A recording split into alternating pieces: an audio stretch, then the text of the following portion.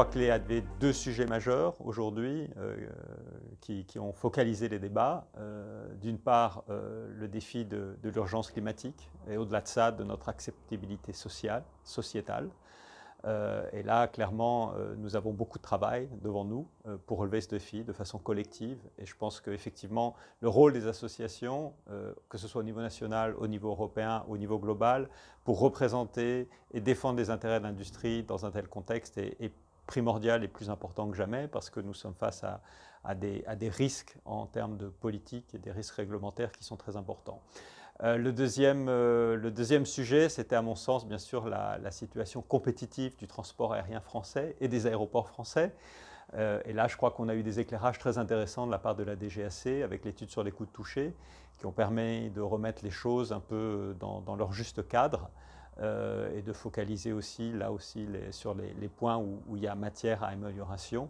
Et je pense que permettre aux aéroports d'avoir une plus grande flexibilité dans leur tarification au niveau des redevances, plus de flexibilité, donc moins peut-être de contrôle ou de contraintes réglementaires, c'est un point important. Et puis évidemment la question de la taxation, qui, quoi qu'on en dise, ne favorise pas la situation compétitive des aéroports français.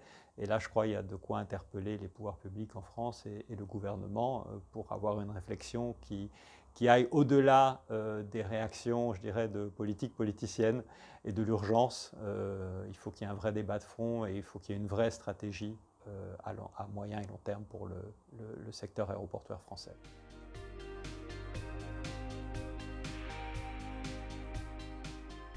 Je crois qu'on se retrouve plus ou moins dans ces enjeux français sur une échelle plus large européenne.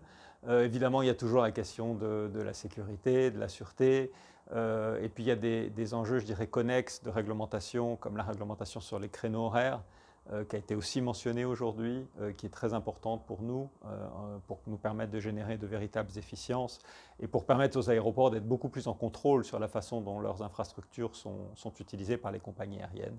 Et je crois que ça, c'est un thème très important, d'abord parce que nous avons la pression de nos actionnaires pour générer des efficiences, pour aussi investir seulement quand c'est vraiment nécessaire. Et là, si à travers des règles plus efficaces en termes de créneaux horaires, on peut investir un peu plus tard parce qu'on réussit à avoir plus de capacité à court terme, je pense que c'est in fine, c'est gagnant-gagnant pour tout le monde. Voilà.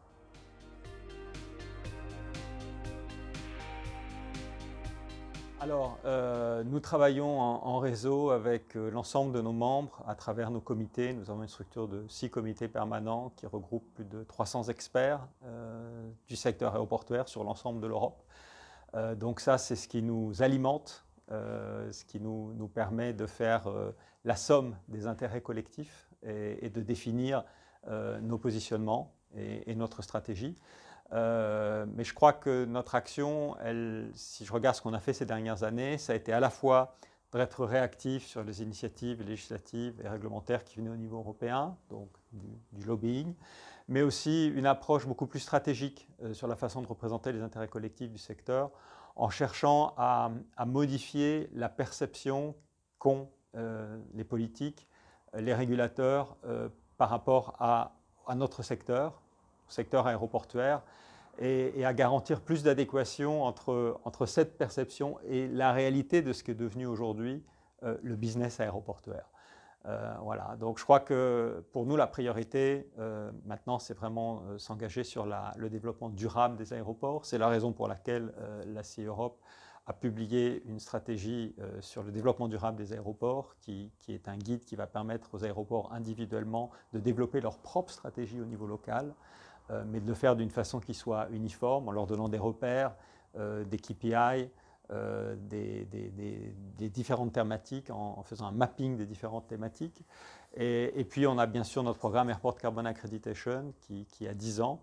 Je crois qu'on peut être content d'avoir eu l'intuition à l'époque de lancer ce programme qui nous a permis de travailler en profondeur avec les aéroports sur la réduction de leur empreinte carbone. Et aujourd'hui, finalement, on récupère un peu les dividendes en termes politiques de ce travail parce que ça nous permet d'assurer un positionnement de l'aéroportuaire qui est plutôt positif par rapport aux défis climatiques. Dans le sens où, oui, depuis 10 ans, les aéroports européens et les aéroports français en particulier sont très fortement engagés sur la réduction de leur empreinte carbone. Bien sûr, c'est un process qui prend du temps. Il y a encore beaucoup de progrès à faire. Nous avons nous-mêmes élevé notre niveau d'ambition, hein, puisque aujourd'hui on était, à travers le programme Airport Carbon Accreditation, sur la neutralité carbone, à travers le nouvel engagement que nous venons prendre en juin dernier. Maintenant, nous sommes sur le net zéro en émissions CO2 d'ici à 2050.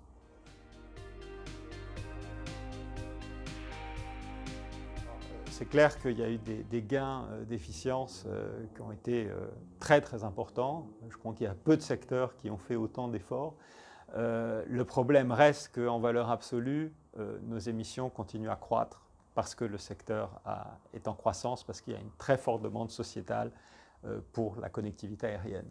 Et là, je crois qu'effectivement, il faut qu'on communique plus. Et quand je dis il faut qu'on communique plus, ce n'est pas seulement au niveau associatif, c'est au niveau de tous les acteurs à titre individuel. Je pense qu'il est bon que chacun se pose la question, chaque aéroport, quelle que soit sa taille, quelle que soit sa localisation, qu'est-ce que je peux faire à mon niveau local pour communiquer sur ce sujet. Je crois que vu l'enjeu sociétal auquel on a affaire, il est très important que chacun apporte sa pierre à l'édifice.